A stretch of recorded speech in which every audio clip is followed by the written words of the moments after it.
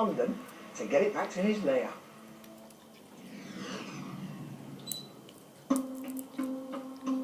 It's a bank holiday weekend in the City of London.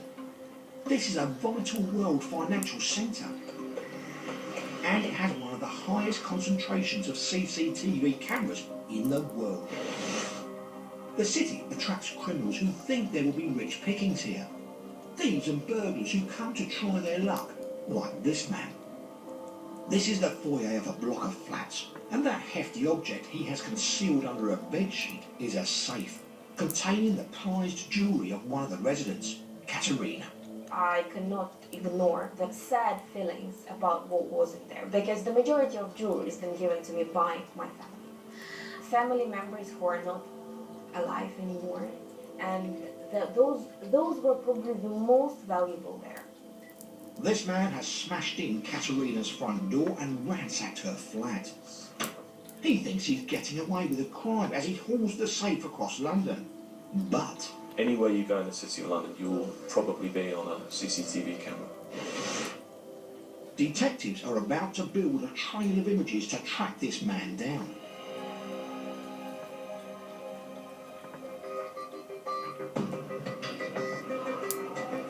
This part of London is so important, it has its own police force. The City of London is the smallest territorial force in the country. We're effectively an island in the middle of the Metropolitan Police area.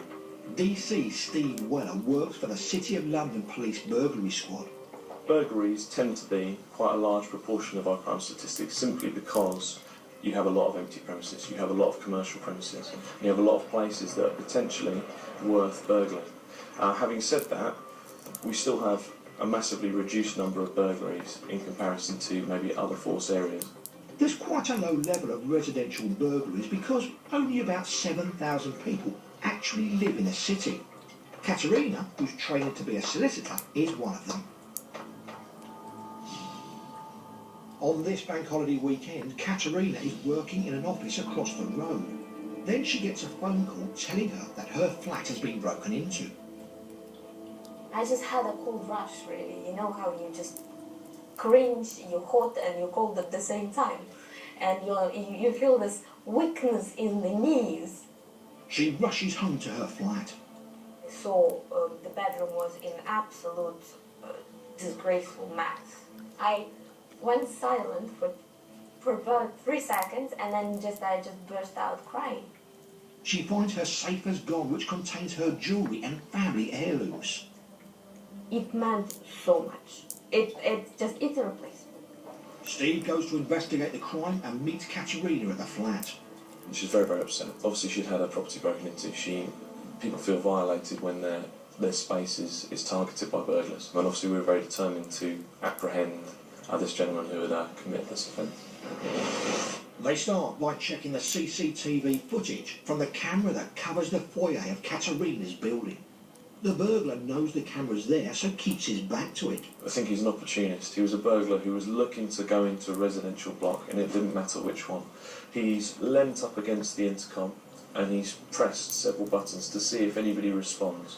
Obviously, if he gets a response, he's not going to target that flat. Unfortunately for Ekaterina, it's her flat he decides to raid.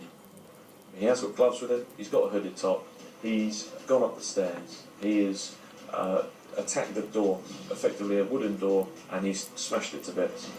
Using the same destructive force, he searches through Ekaterina's flat until he comes across the safe. After 9 or 10 minutes, he's clearly seen coming down the stairs again. He's immediately dumped the safe next door inside a fire exit, so he can work out how he's going to get out of the city with this safe. The thing is, whatever he decides to do, the cameras will be watching.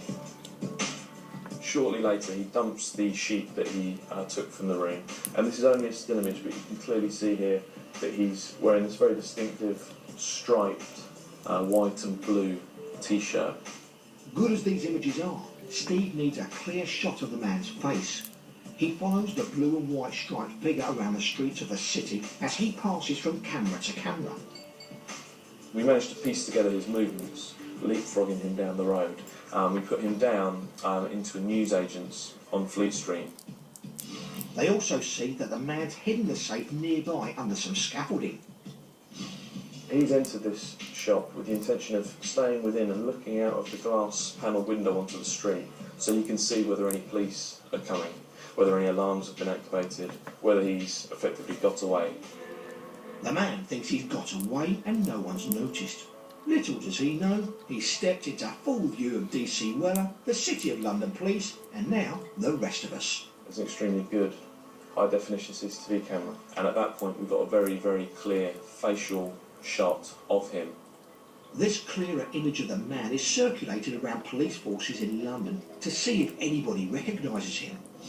Meanwhile, oblivious to it all, the man goes back to pick up the safe. He's clearly struggling to work out how he's going to get this safe out of the city. He's frantically running up and down.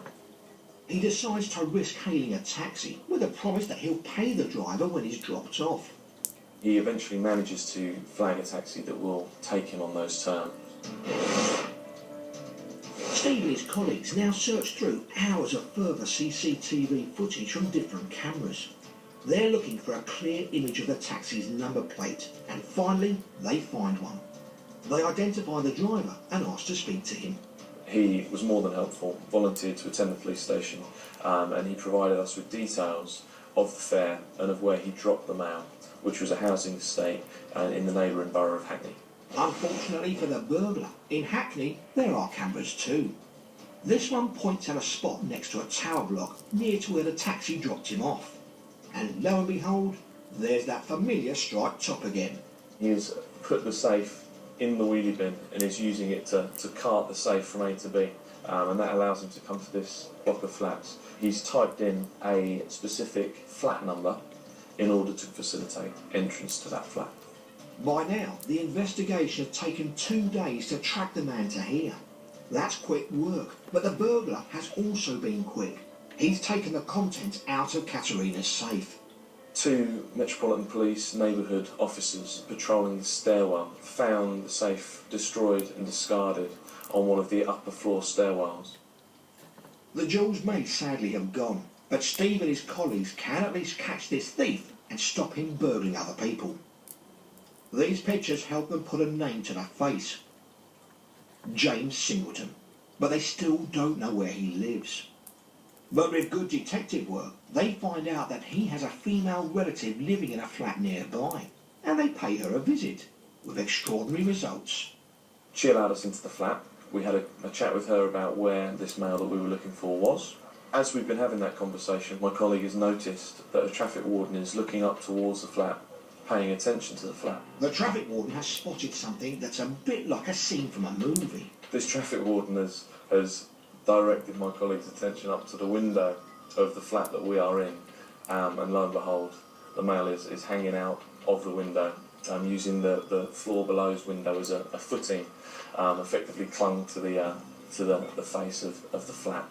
My colleague shouted up. We've obviously popped our head out, had a few choice words, and the male's come in. Immediately put his wrists out as if to say, you know, it's me. James Singleton owns up to another 5 offences and pleads guilty in court. He is sentenced to 2.5 years in prison. Sadly, he'd already sold Ekaterina's jewellery for a pittance. It was worth more, but he just wanted quick cash. Police have an eye out for it in case it turns up. It's been a bitter blow for Ekaterina, but she's determined not to let the experience get her down.